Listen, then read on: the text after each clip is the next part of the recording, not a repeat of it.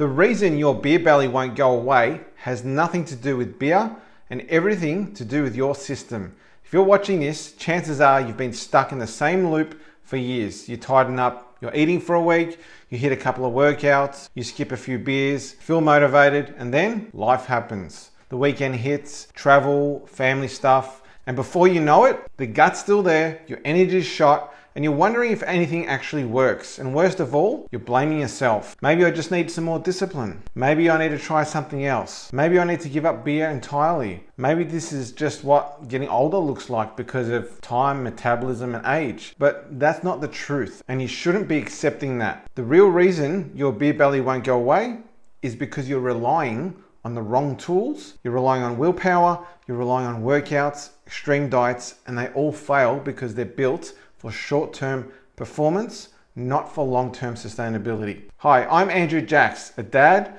a national natural bodybuilding champion, and a coach who's helped over 400 busy professional men all around the world lose at least 20 pounds without having to give up beer, their carbs, or the life that they've built. I built this system for men who lead in business or at work, who lead their family at home, but have been failing to lead in their health. And if that's you, stick around because this video is about to shift everything. You're gonna learn why the beer belly isn't about the beer, what actually is causing it to stick, and how to lose it sustainably without the gym, without guilt, or having to track macros or even calories. If you watch until the end, I'm gonna show you the same system that hundreds of dads have used to lose the gut without giving up their beer, counting calories, or sacrificing time to have to exercise, because it is possible. So now you need to understand that your beer belly is a symptom. It's not the problem. The gut isn't your issue. It's the evidence of the systems that you've got in place, what you're currently doing. Now let's get scientific for about a minute. What you call a beer belly isn't just extra fat. It's actually visceral fat. You've also got subcutaneous, which is the exterior fat, but you've also got visceral, which is like the internal fat that wraps around your organs, your liver, your stomach, and your pancreas. And it's actually a major risk factor that can increase your risk of heart disease, diabetes, and even early death, right? And so if you don't get that visceral fat under control, then it can cause those issues. And you don't just get it from beer, you also get it from things like high stress levels, which raises your cortisol levels, blood sugar spikes and crashes, having poor sleep, sitting for hours at your desk job and not being active at all, or skipping meals and then overeating. And yes, alcohol does slow your fat burning for hours at a time, but beer alone isn't the problem. The system around it and the habits you've got in your life is the major cause of it. And that's why guys who try to just cut the beer or other alcohol that they might have still end up with the same gut 3 months later. And so what we need isn't more sacrifice, it's just a better system. So what we fix inside my habit sustainability formula are the following things. This is what I take my clients through in my Ditch the Dad Fat program. We first of all work on the mindset, right? So we want to make sure that we start to think from the identity of the person that we want to become. So if we want to become a healthy, lean father that wants to weigh X amount of pounds, well, we need to start making choices and have a mindset that comes from that. And if you don't, it won't work for you. So you need to be a man who leads with healthy choices. Then we need to work on things like your meals, what to eat, when to eat, how much to eat, and making sure that we're not skipping meals as well. That way you can maximize your metabolism rather than limiting it. And a lot of men skip breakfast and it's detrimental to their metabolism. The other thing is portion control. Making sure that you're having the right amount of food, and we use a visual formula called the plate portion formula, where we don't have to count calories, and making sure we're having protein and carbs with every meal, and not overeating, but also not starving yourself. And then having some measures around planning and preparing your meals. That's not hard to do, something that's very simple and quick to do. Also, when you snack, it's okay to snack as long as you're snacking with purpose, not out of things like stress or boredom or even craving as well. So we need to get your snacking under control. And then making sure that you're prioritizing sleep.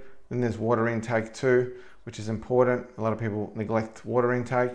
And then having beer or alcohol with boundaries, not banning it, but just reducing it so that way you can still enjoy it to an extent where you're still seeing results. So things like modifying the frequency, how many days you have alcohol, or the quantities, how many you have in one session, or even just going to lower carb options, or even if you're having spirits, then making sure you're having low sugar or avoiding sugary mixes as well. That adds unnecessary calories. So losing your gut isn't about grinding harder, because it's like trying to row a boat upstream with a hole in it. No matter how hard you row, you're still going to be sinking.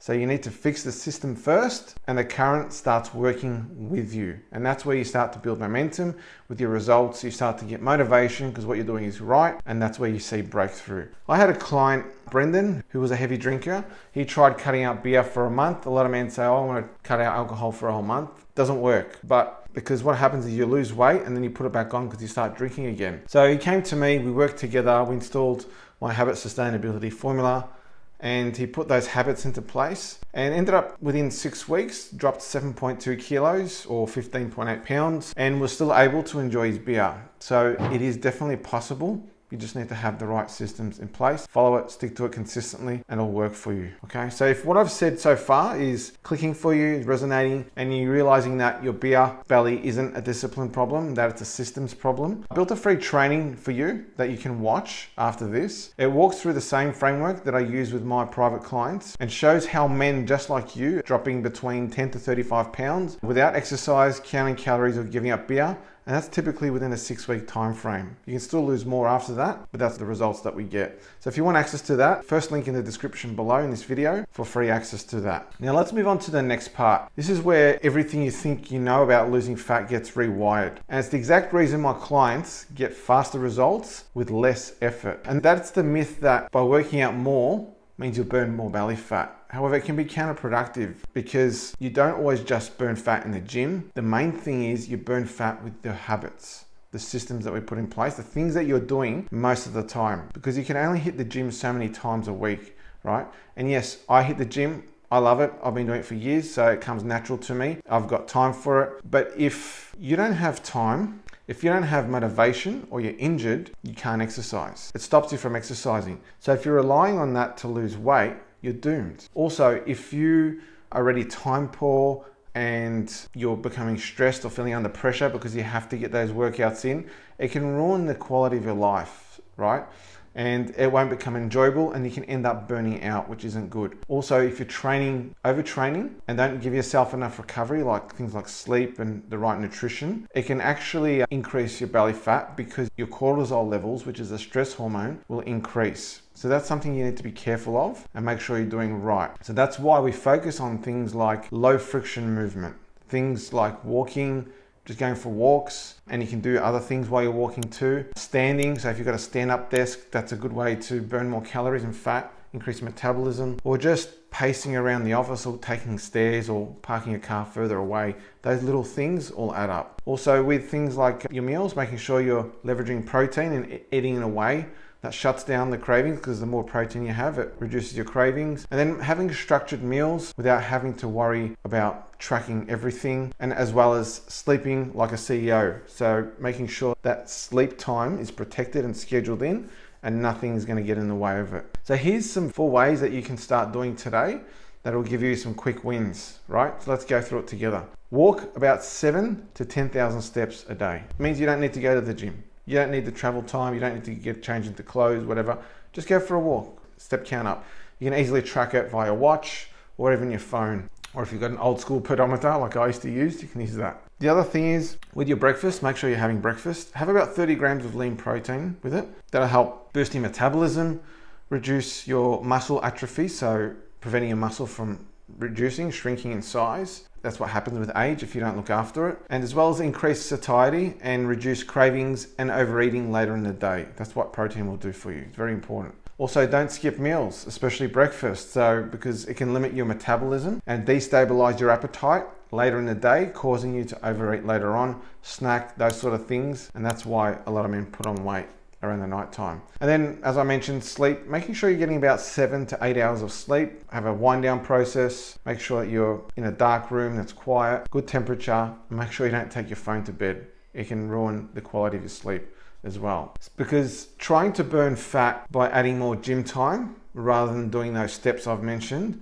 is like trying to mop the floor while the sink is still overflowing. We've got to fix the leak, and then everything else will get easier and have an on-flow effect. Just like my client Simon, he's a dad and a CEO. He was relying on daily gym workouts, but was struggling to make them all due to his chaotic schedule and couldn't lose weight. When he came to me, we put some systems in place that focused on tweaking his current health habits that he was doing wrong. And he ended up losing 10 kilos or 22 pounds in 6 weeks, and then eventually 35 pounds in less than 3 months. And he says that it's changed his life. So it goes to show you that this can work. All right, let's go over something I want to teach you regarding morning routine that's going to really give you another big win as well. This will help you burn fat in the morning right from the get-go. And you don't need a new workout to do in the morning. To get up early in the morning, go for a big workout can be a lot of effort. Most dads, they start their day in fat storing mode where they might hit the snooze button, try and sleep in more, or go on their phones and start thinking about work. Stress raises up. They run out of time. They skip breakfast. They have a coffee, and then they might have an unhealthy snack to get them by till lunch, and then they crash it in the afternoon, come home, and then they start snacking again, overeating, and that's not what you want to have your day start off like or end off like either. So here's 3 steps which I want you to start doing, and I call it my morning metabolism mover. First of all, hydrate immediately. So have 1 tall glass of water when you wake up. Have it in your bathroom next to your sink. That way it's a reminder and you've got no excuse. Fill it up with water, drink it all, and that's all you need to start off with. Then once you get changed and go to have breakfast, before you have breakfast, have another glass of water, and that's half a litre done, or 17 ounces for you Americans out there. And now you're already hydrated and kickstarted your metabolism. And then I want you to fill up your water bottle straight after that. Get a large water bottle, right? This one's just under 1 litre, and take it with you everywhere you go. That way you've got that water on supply. Then I want you to do about 3 minutes of activity. If you can do more, great. Some people can do a 30-minute walk, but even in just 3 minutes counts. Like going for a quick walk, do some body weight exercises, do some stretching on the floor in your house is fine, or outside. And this will help activate your metabolism even more, and help warm up the muscles, joints, and promote mobility. Then I want you to prioritize breakfast to make sure you have it regardless. And you should be able to recondition your body so that you're eating less at night, eating more during the day, and it has a stabilizing effect with your appetite. So that's something that you should be doing from now on. When my clients have breakfast, it becomes a game changer for them. Normally they see anywhere between 3 to 5 pounds lost in the first week just from doing some of those things I mentioned. And they don't have to try any harder. It's pretty simple things that you can do. So look, right now, you've got 2 paths in front of you. You can keep trying to push harder, do more workouts, eat less food, not sure if you're doing things right, keep doing what you're doing previously. You can try to apply what I've taught you and keep doing it. I hope you do. However, there's some people that will watch this and won't do anything with it.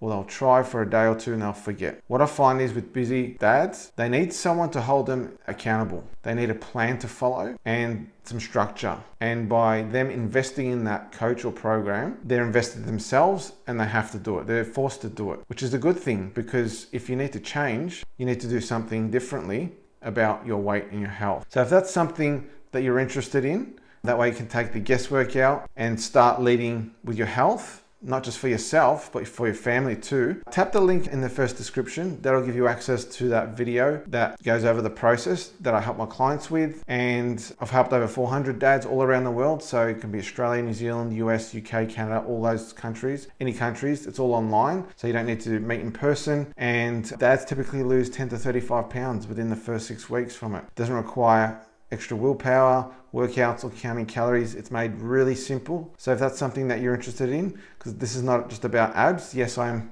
called Six Pack Dad, but I'm focused more on helping fathers become the healthiest version of themselves and to lead as well as being that healthy role model for their kids. So if you're interested in that, click the link below, watch the video, and you can book a call with me and we can chat further about that as well. Otherwise, if you found this video helpful, just hit the subscribe button, because I do release these videos quite regularly when I can, and that way you can lead a better life, live longer, and finally feel strong again inside and out.